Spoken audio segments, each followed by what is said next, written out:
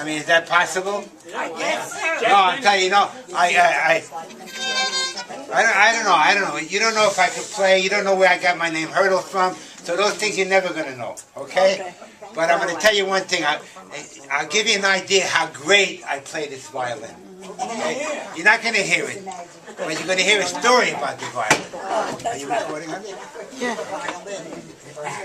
One time I was doing comedy, Brooklyn College, a big theater, 2,700 people. The place was full.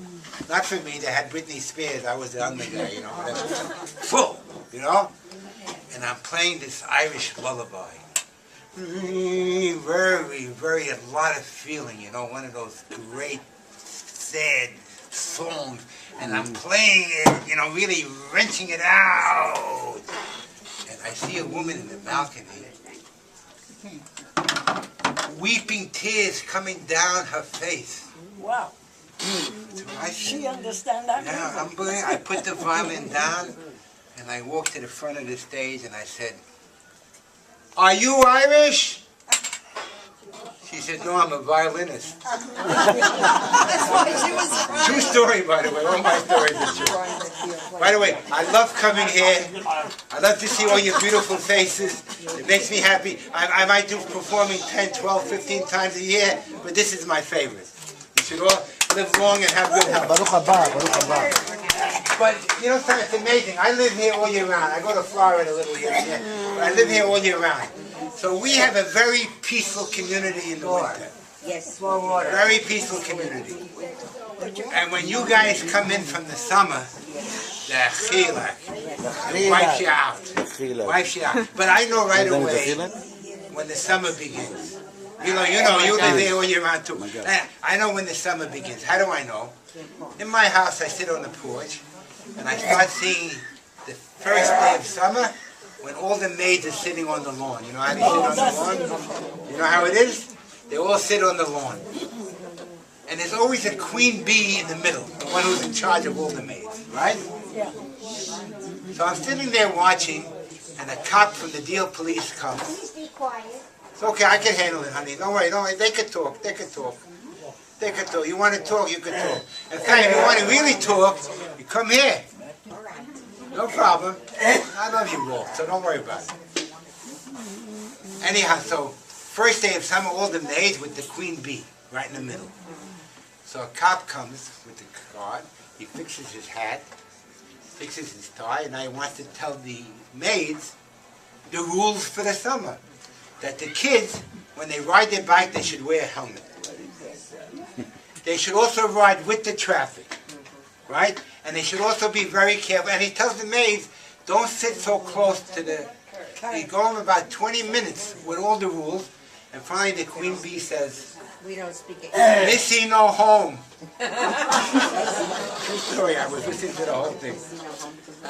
Last year, a few years ago, this year, by the way, I don't know if you know, but the holidays are coming very, very early. Close. Yeah, coming, I think, the second day after Labor Day. Very early. So last time this happened, I have a story. Unbelievable story. By the way, all my stories are true. So this really happened. I learn every day with Rabbi Nahum in the shul. We're there in the shul 2-3 hours a day. And this guy comes, he wants to go to the cemetery because it's before the Rosh Hashanah. Yeah. He wants to visit, you know. But he doesn't know how to go from Deal to Staten Island. He knows how to go from Brooklyn to Staten Island. Early summer, you know. So he comes to ask me or someone, anybody know how to go to the cemetery from, of course. Put on your navigation, very simple, put down the cemetery name, and you just listen to the cemetery name, okay? And you go. He comes back 3 hours later, his hair is standing up, he's white like a ghost. He said, where's the rabbi? I said, well, what happened? Tell me what happened, I'll get to it. He said, no, give me the rabbi. I said, look, tell me what happened, I'll get... He says, when I reached the gates of the cemetery, the navigation said, you have reached your final destination. True story, by the way. True story. Very true. Yeah. Scary, huh? Scary, huh? I go to Florida a lot. You know, I spend a lot of my winter in Florida, and I don't know if anybody here goes to Florida. But anyhow, they have a Costco there. You ever go to Costco in Florida?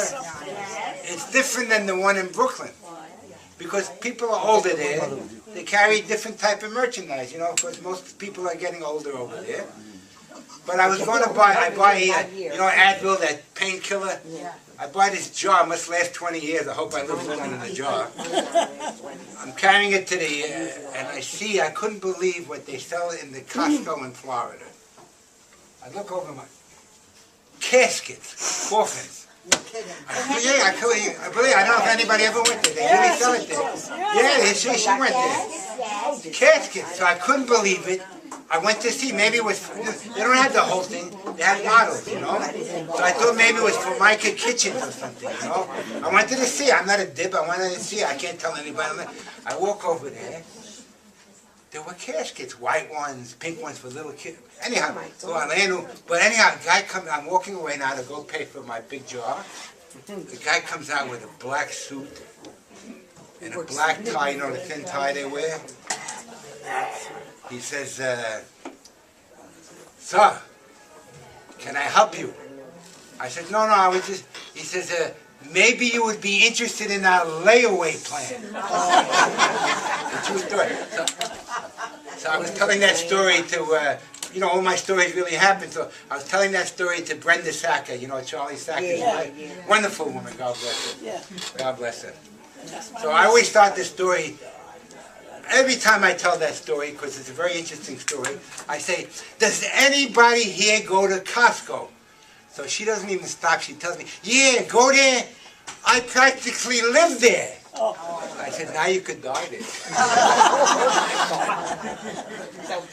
It's a true story, what I got to tell you. Talking about Florida, you know, in the intercession, when the kids come from the school, you know, and everybody's there, very, very crowded. You can't even get into the pool, you know, but very crowded. But the elevators, forget about it. They pack him in, they jam him in, and I'm in the front of the elevator innocently whistling a little, and a woman's trying to get into the crowded elevator. I says, lady, there's no room. She says, but my husband's in there. I says, lady, this is not the Titanic. It's going to come back. All true, by the way. So I was invited to a Thanksgiving party last year, and by, what's her name? Marco Levy's wife, Esther. Yeah, Esther Levy, had a Thanksgiving party, and I was invited there, so after I eat like a horse, I'm eating. I'm sitting down minding my own business. My wife is on that side of the room, I'm here, and a bunch of older women came and, Hurdle, come on, we're all bored, tell us some jokes, you know? So I have one joke that's a little, you know, and this woman, after I told the joke, I'll tell you the joke after the story, she starts hitting me. You stink! She starts slapping me. My wife is looking, why is this woman, what's her name? Sarah Mizrahi, Isaac Mizrahi's mother, starts hitting me, you know? What was the story? It's a true story. I never tell any stories that are not true. Some of them are funny, some of them are a little off the story, you know, but it was true. I'm innocent. I was taking an insurance examination. You know how they come to the house, the doctors? You know, you don't have to go to them. They come, they give you the blood test, they take blood, they do everything. And this guy found out that I'm funny, and I kept telling him jokes, and he's laughing. And the wife, who's his nurse, wants to get to the next guy because she makes $300 every exam. She wants to write. So she interrupts one of my jokes, which is a no-no. You know, that throws me off. So now I want to get it. She says, she interrupts my joke. She says, when's the last time you went to a doctor and what for? So now I want to get it. I tell her, about 3 weeks ago, I called the doctor and I told him, doctor, my wife doesn't excite me anymore. And she's writing down, like, full examination, whatever it is, she's writing down lost urge, whatever it is, I don't know what they call it. And I called up the doctor. Doctor says, come in, bring your wife, okay? So I bring my wife, innocent. He tells my wife, really, get on the table, take off all your clothes. She does.